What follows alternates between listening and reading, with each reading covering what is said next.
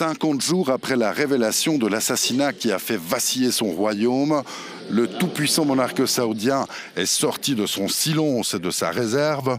Pas un mot sur l'affaire Khashoggi, mais un soutien implicite apporté à son fils, Mohammed Ben Salman, et l'éloge du système judiciaire saoudien qui a promis de châtier avec la plus grande sévérité les coupables. Faute de consensus au sein du gouvernement, la Belgique ne sait toujours pas si elle signera le pacte de l'ONU sur les migrations. Mais son invité du jour, le président français Emmanuel Macron, lui, n'a pas d'état d'âme. Il défend ce texte sans réserve. J'attire l'attention de chacun sur parfois les contre-vérités qui peuvent être dites sur ce traité, sur ce texte, parce qu'il est justement non engageant, parce qu'il ne s'agit pas d'un traité contraignant, et parce qu'il me semble que les solutions qu'il propose vont exactement dans la direction à la fois des valeurs de l'Europe et des intérêts de l'Europe. Retour au pays en chantant pour ces Centrafricains. Après des années d'exil, ils franchissent la frontière dans l'autre sens avec l'aide du Haut-Commissariat aux réfugiés. Là, nous venons de Bétou, en République du Congo.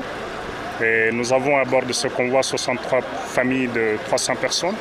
Mongumba, première ville centrafricaine, Félicien débarque avec sa famille. Un petit pécule perçu pour redémarrer et en route pour son village. Avec une certaine appréhension au bout de 5 ans, pour lui qui avait été menacé de mort par l'ex-coalition Séléka. Je suis de retour, je vais me réorganiser, mais je vais habiter chez mon grand frère en attendant que je reconstruise ma maison et que je reprenne une activité sur le fleuve. Pas facile.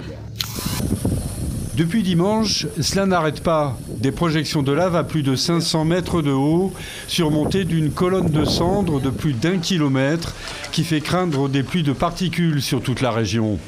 Autour du volcan Fuego, dans le sud du Guatemala, c'est l'alerte rouge dans tous les départements et les villages où les évacuations se succèdent ces dernières heures.